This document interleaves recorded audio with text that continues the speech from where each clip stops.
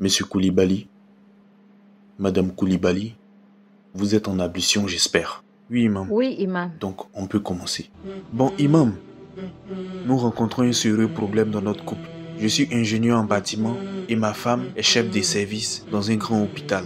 Conclusion, nous sortons tous les deux le matin et revenons le soir épuisés. Dieu merci que nous n'avons pas encore d'enfants pour le moment. Voici un peu le contexte. Maintenant, le problème dans tout ça, c'est qu'elle n'a pas le temps pour moi. Elle est toujours à l'hôpital avec ses patients. Le plus souvent, quand j'ai besoin d'elle, elle est toujours épuisée. Et lorsqu'elle accepte finalement ce n'est pas avec passion. Voilà pourquoi je lui ai dit que j'aimerais prendre une seconde épouse qui jouera le rôle de femme au foyer. Mais elle refuse. Donc je lui ai dit soit je prends une seconde épouse, soit je divorce.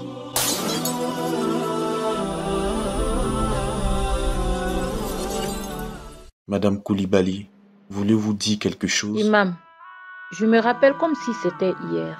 Quand mon mari et moi flirtions, je lui ai dit que je ne veux pas d'une coépouse. C'est vrai que l'islam permet à l'homme de prendre jusqu'à 4 femmes.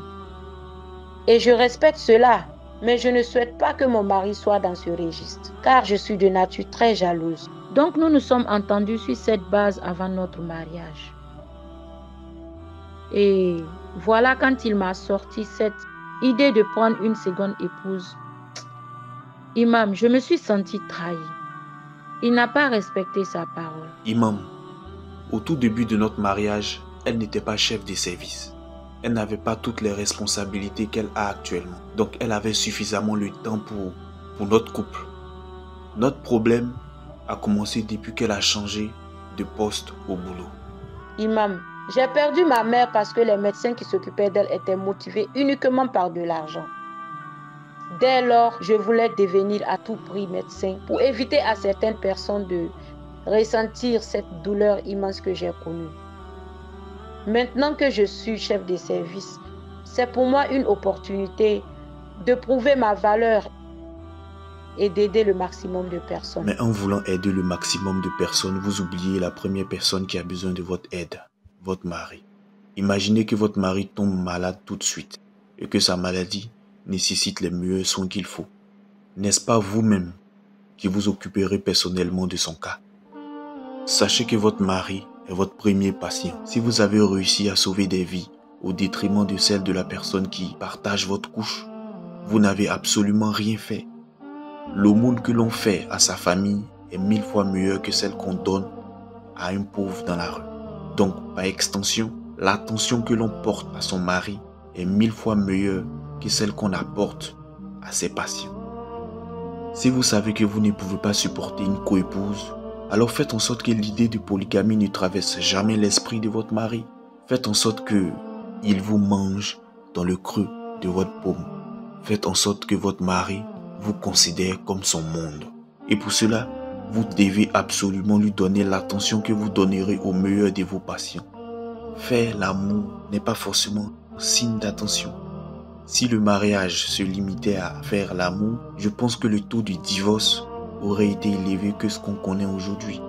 Maintenant, vous êtes face à un dilemme. Soit vous choisissez de donner à votre mari l'attention qu'il mérite, soit vous divorcez. Dans le cas du divorce, je vous assure que vous ne rencontrerez aucun homme bien sur cette terre qui va accepter que sa femme ne lui donne aucune attention à cause de son boulot qui consiste à sauver des vies. Un boulot noble. Votre mari pouvait faire comme des millions d'hommes. Il pouvait entretenir une maîtresse dans votre dos. Mais comme c'est un musulman qui a la crainte de Dieu, il a évoqué l'idée d'une seconde épouse.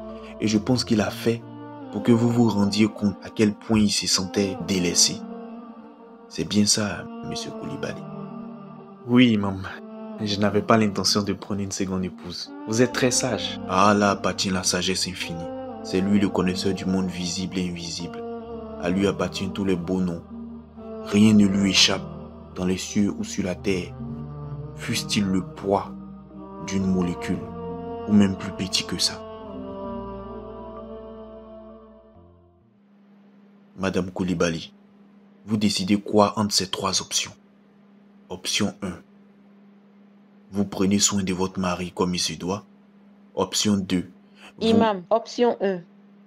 Mais laissez-moi terminer. Non, imam. Option 1. Je vais m'occuper de lui. D'accord.